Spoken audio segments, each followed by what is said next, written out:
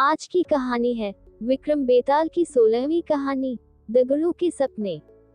हर बार की तरह राजा विक्रमादित्य फिर से बेताल को पेड़ से उतारते हैं और उसे योगी के पास ले जाने के लिए आगे बढ़ते हैं।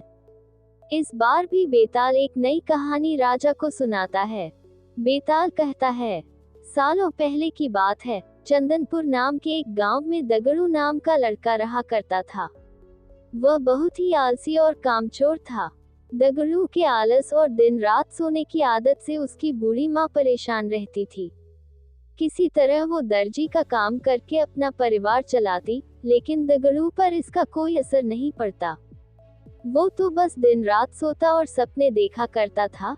लेकिन सबसे अनोखी बात ये थी कि जब भी वो कोई अनहोनी या बुरी घटना से जुड़ा सपना देखता, तो कुछ घंटों बाद वह सपना सच हो जाया करता था। एक दिन रोज की तरह दगड़ू सो रहा था। अचानक उसे सपना आया कि एक लड़की की शादी में डाकू आए और सारा सामान लूट कर ले गए। जैसे ही सुबह हुई, उस आलसी लड़के को सपने में दिखी लड़की अपने घर में नजर आई। वो लड़की अपनी शादी का जोड़ा लेने दर्जी के पास आई थी। लड़की को देखते ही दगड़ू उसे तुरंत अपने सपने के बारे में बताता है। लड़की परेशान होकर घर जाती है और घर वालों को सारी बात बताती है। सब लोग सपने की बात सुन तो लेते हैं, लेकिन उस पर विश्वास नहीं करते और कुछ ही घंटों बाद लुटेरे शादी का घर और बारातियों को लूटकर चले जाते हैं। इस घटना से गुस्सा होकर लोग दगड़ू की पिटाई कर देते हैं और उस पर लुटेरों के साथ मिले होने का आरोप लगाते हैं। इसके बाद दगड़ू को कुछ दिनों बाद एक और सपना आता है। इस बार दगड़ू अपनी ही पड़ोस की चौधराइन के नए मकान में आग लगने का सपना देखता है। दोपहर के समय जब वो आलसी लड़का घर से बाहर निकलता है, तो उसे चौधराइन मोहल्ले में नए घर की खुशी में मिठाई बांटती और लोगों को गृह प्रवेश समारोह में न्योता देती नजर आती है। महिला को देखते ही उसके पास दगड़ू भागा चला जाता है और उसे अपने सपने के बारे में सब कुछ बता देता है।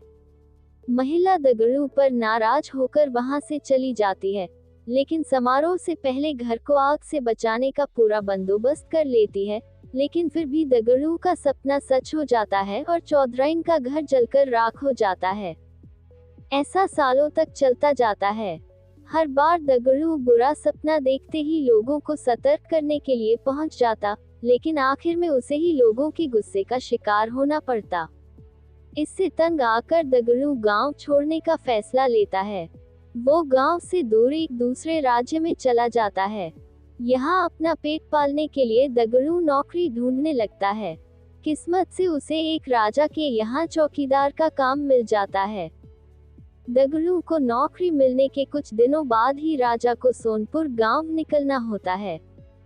सोनपुर जाने से एक दिन पहले की रात दगड़ू को सपना आता है कि सोनपुर गांव में भयानक भूकंप आया और वहां कोई भी जिंदा नहीं बचा। जैसे ही सुबह राजा की सवारी सोनपुर की तरफ रवाना होने लगती है, तो दगड़ू फटाफट राजा के रथ के पास पहुंचकर उन्हें अपने सपने के बारे में बताता है और उन्हें सोनपुर जाने से रोक लेता है। अगले ही दिन राजा के पास समाचार पहुंचता है कि उस गांव में भूकंप आने के बाद कोई भी जिंदा नहीं बचा, पूरा गांव शमशान में तब्दील हो गया। समाचार मिलते ही राजा चौकीदार को अपने दरबार में बुलवाते हैं। सोनपुर में आए भूकंप से बचाने के लिए वो दगड़ू को कीमती जेवर देकर नौकरी से निकाल देते हैं। इतनी कहानी सुनाकर बेताल चुप हो जाता है। कुछ देर बाद वो राजा विक्रम से पूछता है, बताओ, दगड़ू को उपहार देने के बाद नौकरी से क्यों निकाल दिया गया?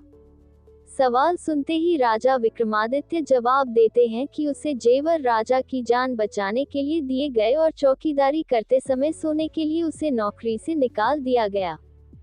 अपने सवाल का जवाब मिलते ही बेताल दोबारा से उड़कर घनघोर जंगल में जाकर किसी पेड़ में बैठ जाता है और विक्रमादित्य दोबारा उसकी खोज में निकल जाते हैं। कहानी से सीख। इस कहानी से दो सीख मिलती है। पहली, काम के प्रति लापरवाही नहीं बरतनी चाहिए, वरना परिणाम गंभीर हो सकते हैं। दूसरी, किसी का भला करने पर अगर बुराई या फटकार मिल रही हो, तो भी भलाई करने का रास्ता नहीं छोड़ना चाहिए, क्योंकि कभी न कभी अच्छे कर्म का फल जरूर मिलता है। ऐसी और मजेदार कहानियाँ सुनने के लिए मेरे चैनल को लाइक, सब्सक्राइब और शेयर करें।